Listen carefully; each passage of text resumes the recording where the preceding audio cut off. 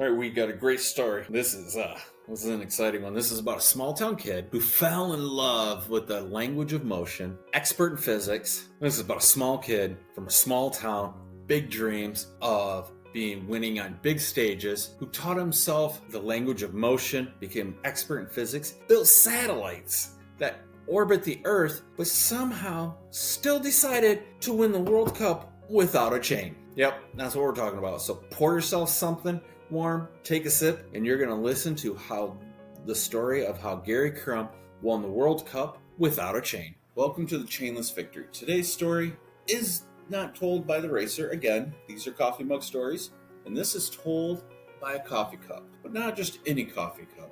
This coffee cup was rescued by a man named Gary Crum, and it sat on his desk and witnessed everything. This mug has listened for years to the hiss of kettles, the clink of spoons, and the quiet rhythm of a mind forever chasing speed, science, and truth.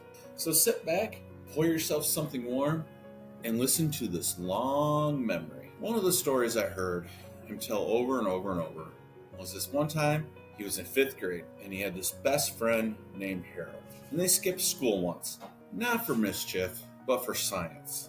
They built levers out of bricks and hammers, pulleys out of coat hangers and skate wheels. They lifted buckets of gravel and shouted like dock workers. Gary pushed his glasses up, greasy hands from the work. You trade distance for effort, he said. Harold grinned. That's just magic. By afternoon, they had built a skateboard ramp. It wobbled, it splintered, and it flew. That day, Gary learned the truth that he would never forget. Understanding motion meant you could bend the world. So as they got older, obviously they grew up and needed toys. And I remember Gary also told this story about how this one summer where he worked just taught him so much. Him and Harold, they were in middle school. And Gary's bike fork was this old spring fork, no air, nothing.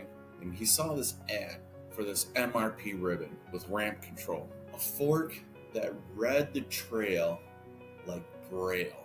But the price to him was Mount Everest.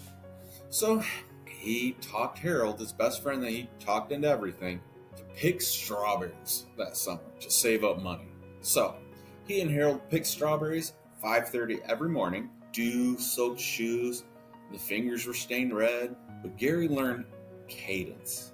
Pick too fast, you fumble. Too slow, you stall. But with that rhythm, steady rhythm, the day moved under you. By July, Gary had his fork, and Harold had his shiny Zune. Yes, a Zune. I heard about these. They were supposed to be the future of music players, and Harold really believed that. And then Gary's first enduro win came with the dust on his face and the joy on his grin. So as he got older, his apartment with the orbits, that's where I come into his life. He was a grad student, and he was walking by and he saw me. I was tossed from a trash bin and rescued by Gary. Chipped, imperfect, but useful. His apartment was part NASA, part bike shop. See, he worked on satellites by day, trajectories for NASA, but by night he was tuning his suspension. Gary never lost his love for science. That was one. That was his true love. But every now and then, he would flick him on, as he was tuning his suspension. In college, this is where I come in. As an adult, Gary's love for science grew, and his love for mountain bike grew. And in his mid-20s, this is where I come in. And I sit on his desk, and the view that I have is an apartment with orbits everywhere. See, I was tossed into a trash bin. And Gary, as he's walking by, he looked down and saw me. He rescued me that day from the landfill. I was chipped. I am chipped. I'm imperfect. But I am useful again. And his apartment was part NASA, part bike shop. See, he worked on satellites by day, tuning his suspension by night. He'd flick my rim, listen to the ring, and announce to no one. 2 clicks slower, the front stops pogoing off square edges. I couldn't speak, but if I could, I would have told him, keep going. This is a weird one. This is his ritual that nobody believes. And the only reason why I believe it is because, well, I'm part of it. Every night before a race, peach ice cream, whipped cream, and a dash of avocado. Not science. This is not nutrition. This is superstition, and he knew it. You see, rituals matter because calm matters. And the night before, he was to do a downhill race in the Alps. I knew that he was doing that ritual. I knew it. But I just sat there on the counter at home, and I got to watch it because, well, Harold came by. The only reason why is Harold doesn't have cable television. He refuses to buy internet, so he mooches off of Gary. So he came over to watch Gary race, and I just happened to be on the counter, and I got to watch it. The World Cup, and I was proud to watch it. And of course, the course, it was brutal. You had Scree Garden, Needle's Eye, Switchback Alley, and then finally, the drop. Gary called before the start, talked to Harold. There he is, Gary. He's at the chute, and you see it. You see the clock. I sat there on the counter watching with anticipation, and 3, 2, 1. The gate beeped. There he goes. Gary's off. 1 stroke, 2, 3, 4, 5, and then it happened. The chain snapped. There it goes, flying.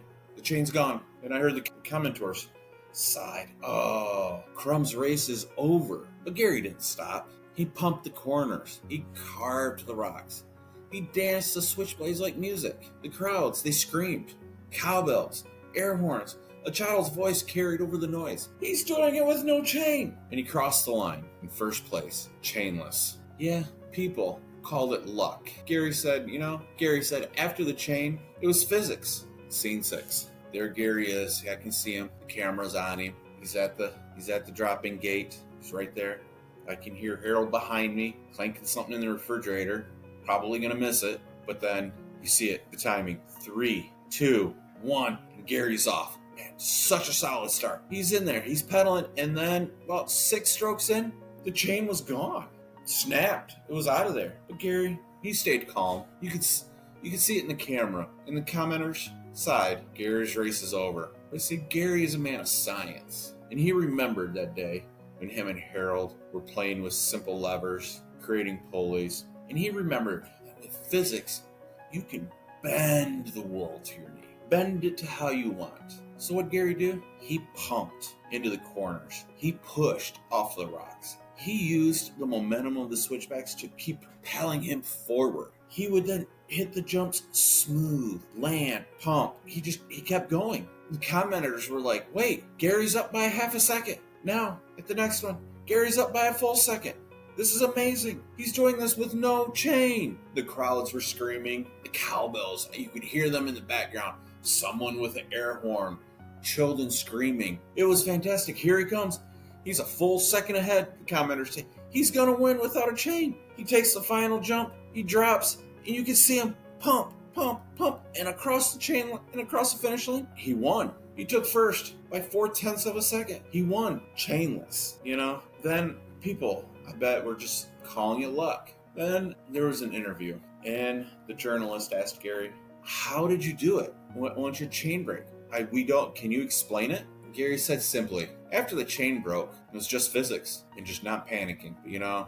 But I knew better. I remember the stories. The strawberries at dawn, the bricks on the backyard, reading the manual twice, trusting the feel, then trusting the data, then trusting the feel again. As a coffee cup, I was trash once. Then I wasn't. See, chips and broken chains, they don't stop you from holding what matters. The next morning after Gary got home, Gary poured coffee, raised me toward the window, and said to himself, "To chainless victories," he said. And I said to myself, and to the mug who got to watch, "I'll keep the stain from that sip as long as ceramic holds." Harold came by later that day. Everybody's older, but still that same eaten grin that he had as a child. And of course, Gary poured him a cup of coffee in another mug. And for first time in a long time, I wasn't alone. These 2 old friends sharing a cup of coffee. They clinked our glasses, and they just laughed about the strawberry fields, ramps and garages, and broken chains. Because sometimes, no chain doesn't mean no chance. So this has been the Chainless Victory, a mug's long memory, and a reminder that resilience is built in moments small and strange, and even chipped mugs. We hold stories worth saving. And this has been the Chainless Victory coffee mug story. A mug's long memory, and the story is a reminder to all that resilience is built in moments, small and strange, and that even a chipped mug holds stories worth saving. Thank you for listening. This has been another coffee mug story brought to you by Goodbye Cycle, and I'm Andrew.